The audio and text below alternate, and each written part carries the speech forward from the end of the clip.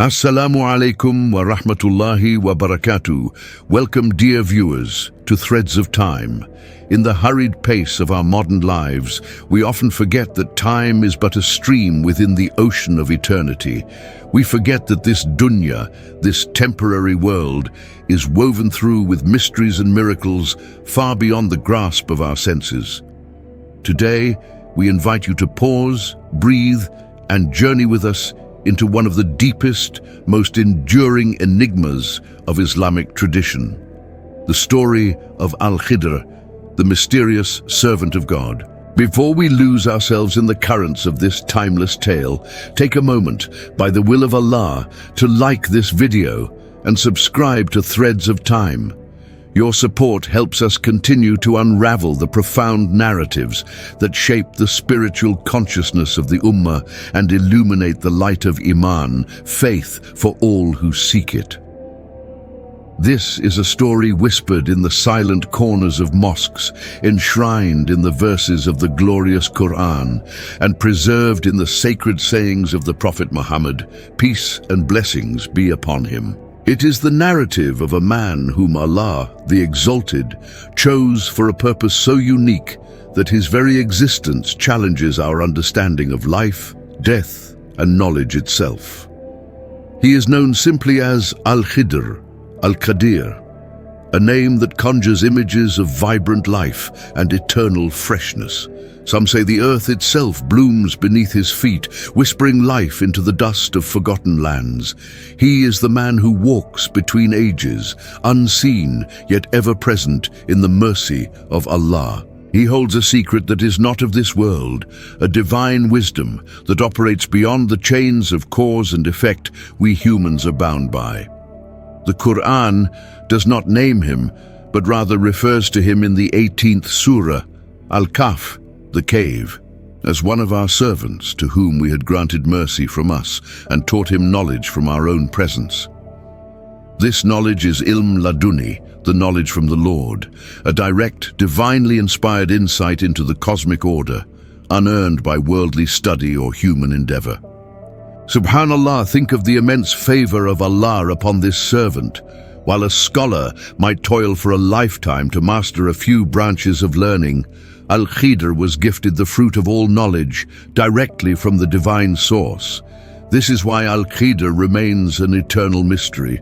We know he is a servant of Allah, humble, dedicated, and carrying out a celestial mandate. Yet debates have resonated through centuries of Islamic scholarship regarding his precise identity. Was he a Nabi, a prophet like Musa, Isa, or our messenger Muhammad, peace be upon them all? Or was he a wali, a righteous saint, a man so close to Allah that the veil between him and the divine realm was drawn back? The consensus of many great scholars leans towards him being a righteous servant, a wali salih, specially chosen and elevated. He is not bound by the common rules of prophethood, which ended with the final messenger, peace be upon him. Instead, he holds a unique status, a man existing by the direct will of Allah outside the natural span of human life, fulfilling a role that only he can undertake. His very name, Al-Khidr, the Green One, is a testament to the miraculous nature of his being. It is said that wherever he chose to offer his prayers, the land around him would instantly turn vibrant green. Barren dust would give way to lush vegetation, a sudden explosive burst of life and color, a miracle visible to all who bore witness. The dryness of the world could not touch him. He is a walking symbol of renewal, of hayat, life, granted by the Creator even in the midst of desolation. He is a living spring in a spiritual desert. Imagine the sight, a solitary figure kneeling to the Lord, and as he bows his head, the brown earth beneath his prayer mat erupts into a carpet of brilliant emerald. It is a subtle, beautiful sign that this man is not simply a traveler, but a vessel of barakah, divine blessing, wherever he rests. To understand how Al-Khidr obtained this extraordinary existence, we must turn to an older, lesser-known, traditional narrative, one that ties him to a legendary quest that long preceded his famous encounter with Prophet Musa, peace be upon him. This narrative, popular in classical commentaries and stories of the prophets, weaves his story together with that of the mighty king Dhul-Qarnayn, the two-horned one, another mysterious figure mentioned in Surah Al-Kahf, a just ruler who traveled to the ends of the earth. This traditional story tells of Dhul-Qarnayn's journey, guided by a compelling vision to find the Ayn al-Hayat, the water of life. This was no ordinary water. It was said to be a secret spring hidden in the depths of darkness, Muzdalifa, the drinker of which would be granted immortal life until the blowing of the horn on the day of resurrection, or at least a highly extended, protected existence.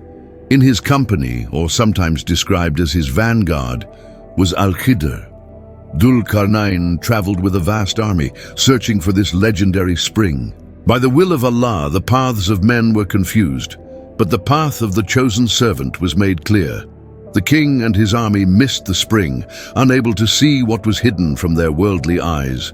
But Al-Khidr, perhaps drawn by the light of his pure iman, or guided by direct divine command, drank from the water of life. He did not seek it for ambition or power, but was led to it by the decree of Allah. And so, he was granted a special existence, not true immortality, which belongs only to the Creator, but a life preserved outside the normal confines of human time, protected from the angel of death until his appointed secret moment. He became a timeless observer, a silent witness to the endless flow of human history, his purpose woven into the very fabric of divine decree.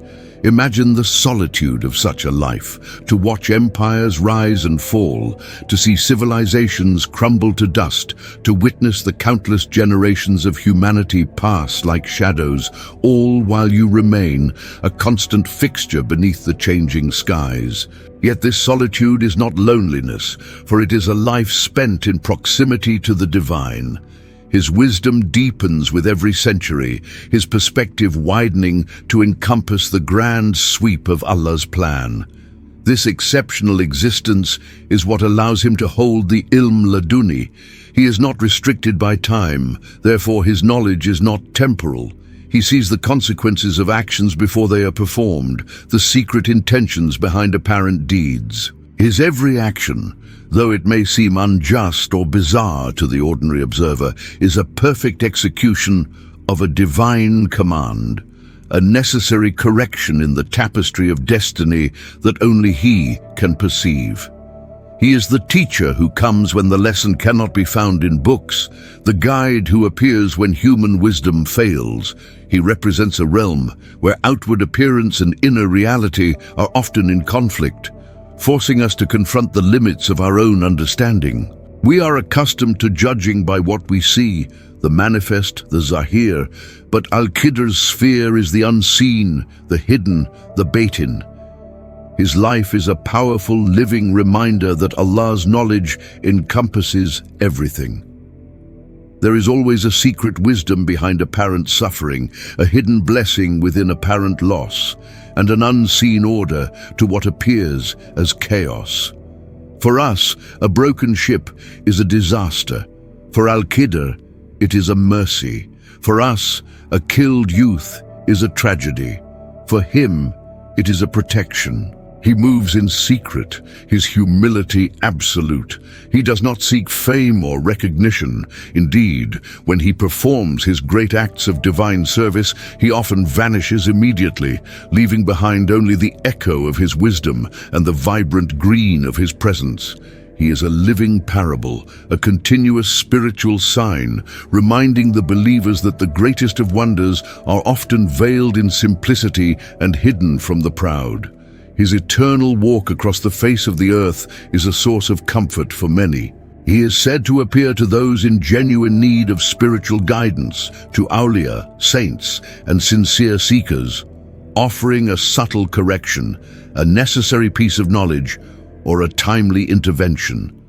He is the hidden master who ensures the spiritual integrity of the world, a silent pillar of the esoteric reality. His story is not just an ancient legend, it is a direct challenge to our intellect, and a profound test of our faith. It asks us to trust in a wisdom greater than our own, to accept that sometimes the most compassionate action can wear the guise of cruelty, and the greatest gift can arrive disguised as a terrible loss. This is the spiritual alchemy of Al-Khidr's presence. This truth was once challenged by one of the greatest prophets of Allah, a man whose wisdom was legendary and whose patience was tested like no other, Prophet Musa, Moses, peace be upon him. Musa, the one who spoke directly with Allah, Kalimullah, believed himself to be the most knowledgeable man on earth. One day, a voice from the divine, the most blessed voice he had ever heard, informed him that there was, in fact, another servant of God who possessed knowledge that Musa did not. Subhanallah, think of the shock, the profound realization for such a great messenger. It was an instruction in humility from the Lord of all things. Prophet Musa, peace be upon him, immediately resolved to find this servant. His spiritual quest began with a powerful intention: to learn, to submit, and to witness the secrets held by the mysterious Green One.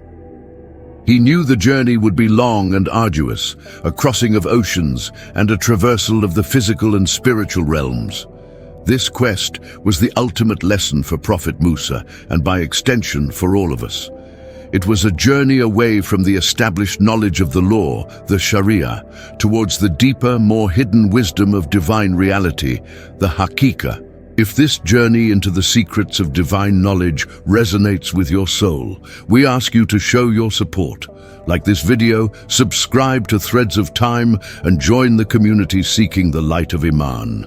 Let us now return to Majma al-Bahrain, where the ultimate lesson in trust and submission is about to be revealed.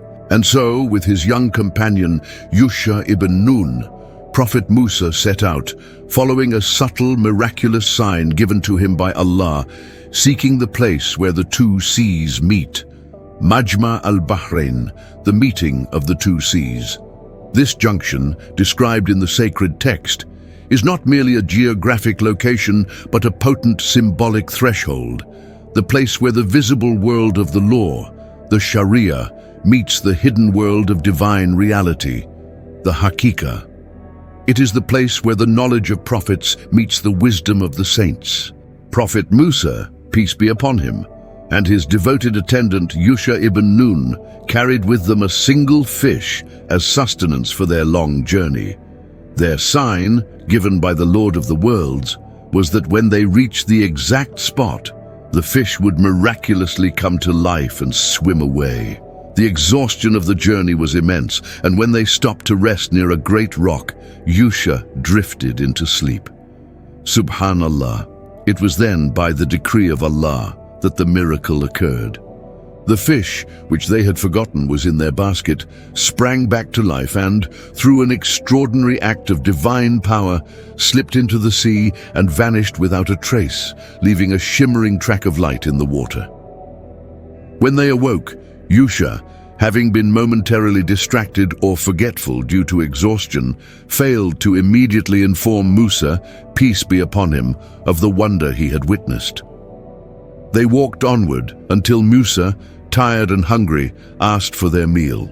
It was then that Yusha remembered, confessing his forgetfulness, to mention the miraculous escape of the fish, attributing his lapse of memory to Shaitan. Immediately, Musa, peace be upon him, knew, that is what we have been seeking. They retraced their steps, following the trail of divine guidance, until they arrived back at the monumental rock where the two seas met.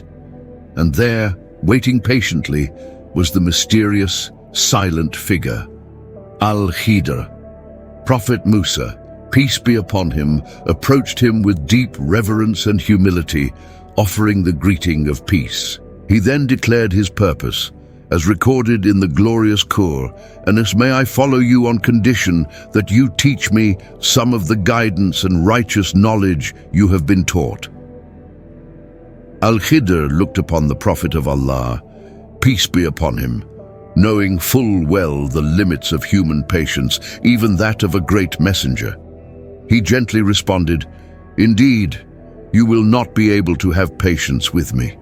And how can you have patience for that which you have not encompassed in knowledge? It was a statement that was not a rejection, but a profound warning. Al-Khidr's knowledge, the ilm ladunni, was fundamentally different from Musa's knowledge of the revealed law. To judge the secrets of the batin, the hidden, by the standards of the zahir, the apparent, is impossible. Musa, peace be upon him, driven by his thirst for divine wisdom, made a firm commitment. You will find me, if Allah wills, patient, and I will not disobey you in any order. Al-Khidr accepted, but on one absolute condition. Then if you follow me, do not ask me about anything until I myself explain it to you. It was a covenant built on absolute trust, a complete surrender of judgment to the teacher.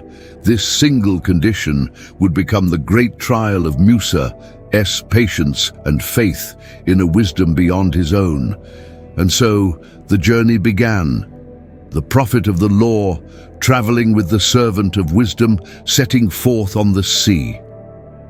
The first great trial occurred almost immediately. They boarded a ship belonging to poor fishermen, humble folk, who recognized Al-Khidr and graciously took them on board without charge, out of respect for the mysterious, pious man. As the ship sailed smoothly across the waves, Al-Khidr arose. Musa, peace be upon him, watched in astonishment and confusion as the servant took a sharp tool and deliberately bored a hole in the bottom of the boat. Water instantly began to rush into the hold. Prophet Musa's immediate reaction, born of his righteous nature and compassion, was one of horror and outrage. This was an act of destruction. These were poor people who had shown them kindness. He cried out, "Have you sunk it to drown its people? You have certainly done a grave thing." His promise broken almost instantly, driven by an ethical imperative. He judged the act based on the apparent consequence, ruin for the poor owners. Al-Khidr merely looked at him, his gaze holding the wisdom of ages, and calmly reminded him, "Did I not say that you would not be able to have patience with me?" Musa, peace be upon him, humbled and ashamed, pleaded for forgiveness, acknowledging his broken promise and attributing his reaction to forgetfulness, a momentary lapse of self-control. Al-Khidr relented, and the journey continued. They left the sea and continued on foot until they reached a settlement. As they walked, they came across a group of boys playing near the road. Al-Khidr paused, watching the youthful games, and then, without warning or apparent provocation, he singled out one of the boys, a healthy, innocent-looking child, and killed him. The shock to Musa, peace be upon him, was immeasurable. His prophet's heart, filled with mercy and the sanctity of life, could not bear this sight. This was not mere property damage. This was murder. He instantly protested, his voice tight with righteous indignation. "Have you killed a pure soul who had not killed another soul? You have certainly done a dreadful, unheard-of thing." Musa, peace be upon him, could not contain his distress. This second act was even more grievous in the eyes of the law than the first. Al-Khidr again turned to him with quiet solemnity, repeating the words that cut through the prophet's reasoning. "Did I not say that you would not be able to have patience with me?" Musa, peace be upon him, knew he had failed the test again. He knew the divine lesson he was being given. He lowered his head and told Al-Khidr, "If I should ask you about anything after this, then do not keep me in your company. You will then have reached my excuse." It was a final, humble submission to the will of his teacher. The two men traveled further until they came upon the people of another town. They asked the townsfolk for food, but the inhabitants refused to offer them hospitality or even a simple meal. They were met with coldness and indifference, a grievous slight against two weary travelers. Despite this unkindness, as they walked through the town, they came upon a wall that was old, rickety, and on the verge of collapse. Musa, peace be upon him, assumed they would simply walk by. But Al-Khidr stopped, and with an immense exertion of effort, he repaired the wall, strengthening its foundations and making it stable once more. Musa, peace be upon him, had kept his word. He did not protest violently, but the injustice of the act, offering free labor to people who refused to offer them food, was too much to bear in silence. He spoke, not in anger, but in confusion. If you had wished, you could have taken a payment for it. At least they could have earned their own food from these inhospitable people. Al-Khidr now knew that the time for separation had come. Musa, peace be upon him, had exhausted the bounds of his patience, but in his final question there was less outrage and more genuine seeking of understanding. Al-Khidr paused, and in a quiet voice, a voice that carried the weight of divine secrets, he began to explain the spiritual meaning behind the three mysterious acts. He explained the ship. As for the ship, it belonged to poor people working in the sea, and I intended to make it defective because there was after them a king who seized every sound ship by force. The damage was not an act of malice, but an act of mercy. The partial damage would make the ship appear imperfect, worthless to the rapacious tyrant who was seizing all good vessels. The poor fishermen would lose a small part of their livelihood, but they would keep their means of sustenance. Had the ship been perfect, it would have been seized completely, leaving the poor men utterly destitute. Al-Khidr did not see the ship. He saw the future injustice. He acted to protect the greater blessing, the survival of the family, by sacrificing a smaller one, the integrity of the ship. Musa, peace be upon him, heard this and felt the sea sigh as the Prophet watched in silence, his heart torn between reason and revelation. And in that silence, he saw, not the act, but the mercy within it. Next, he explained the boy. And as for the boy, his parents were believers, and we feared that he would impose upon them tyranny and disbelief. This was the most difficult of the three to comprehend, yet its wisdom was the most profound. Al-Khidr, by the will of Allah, knew the child's destiny. This seemingly innocent boy was destined to grow up and inflict such fitna, trial and persecution upon his righteous parents that it would lead them into spiritual ruin and despair. The boy's death was an act of preemptive protection for the faith of two believers. Al-Khidr continued, so we intended that their Lord should substitute for them one better than him in purity and nearer to mercy. The tragedy of the loss would be replaced by the ultimate mercy of Allah, granting the parents another child who would be a source of goodness and joy for them, preserving their iman. Prophet Musa, peace be upon him, understood the terrifying depth of this knowledge. Al-Khidr was permitted to act on the potentiality of evil to secure the certainty of good. Finally, he explained the wall. And as for the wall, it belonged to two orphan boys in the city, and there was beneath it a treasure belonging to them, and their father had been righteous. The inhospitable people of the town did not deserve the kindness of the repair, but the wall was not repaired for them. It was repaired for the sake of the orphans and the sake of their father's righteousness. Because the father was a righteous man, Allah commanded Al-Khidr to safeguard the children's inheritance. Had the wall collapsed, the treasure hidden beneath would have been exposed, and the greedy townsfolk would have surely taken it. The wall was rebuilt so that the treasure would remain safe until the orphans grew to maturity and could claim their rightful inheritance. The repair was an act of divine guardianship, stretching through time, honoring the faith and good deeds of the deceased father. Al-Khidr concluded his explanation with the most critical statement, the key to all his actions, and I did it not of my own accord. That is the interpretation of that about which you could not have patience. He affirmed that his every action was an execution of divine command, a reflection of ilm ladunni, not a choice dictated by his personal will or human judgment. Prophet Musa, peace be upon him, listened, and the clouds of confusion lifted from his mind. He saw the perfect justice within the apparent destruction. He saw the ultimate mercy within the apparent cruelty.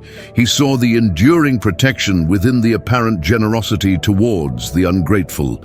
His heart swelled with gratitude to Allah, the Exalted, for granting him this profound, humbling lesson. He had sought knowledge, and he had received the greatest of lessons: trust in the wisdom that encompasses all things. The purpose of the journey was fulfilled. Musa, peace be upon him, now understood that for every apparent zahir, every visible event, there is a hidden batin, a deeper, truer reality known only to Allah, and to those chosen few, like Al-Khidr, to whom a glimpse of the unseen has been granted.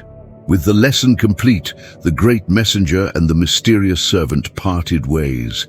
Fulfilling the terms of their agreement, Musa, peace be upon him, returned to his duties, enriched by a deeper humility and an unbreakable trust in the ultimate goodness of Allah's plan. But Al-Khidr, he simply returned to the shadows, his timeless journey continuing, a figure who remains, to this day, an eternal witness to the majesty and wisdom of the Creator. But Al-Khidr, he simply returned to the shadows, his timeless journey continuing, a figure who remains to this day an eternal witness to the majesty and wisdom of the Creator. And so, dear listener, the sublime narrative of Prophet Musa, peace be upon him, and Al-Khidr stands as one of the most powerful teachings in the entire fabric of the Qur'an. It is the definitive exposition on the limits of human knowledge and the perfection of Allah's wisdom.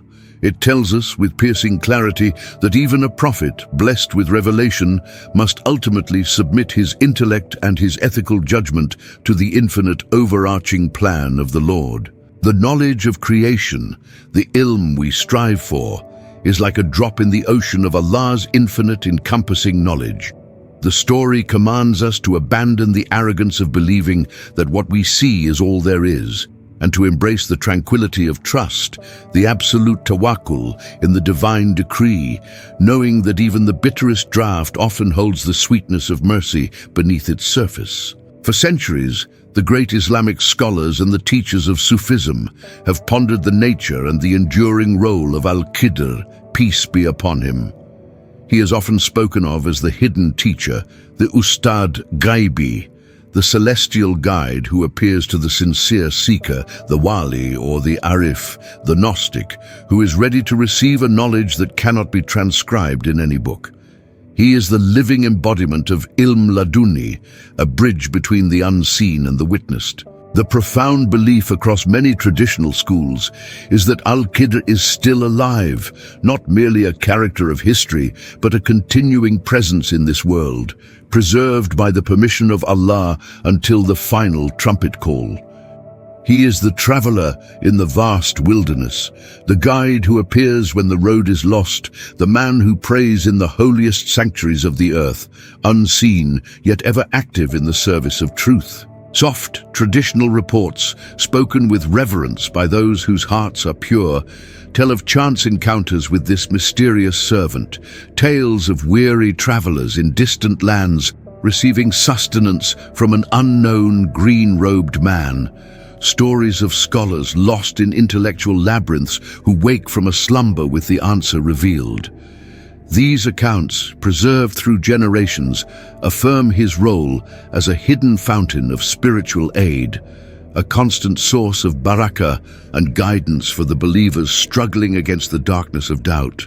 Al-Khidr's eternal role is to be the symbol of divine mercy that transcends the rigidity of human understanding.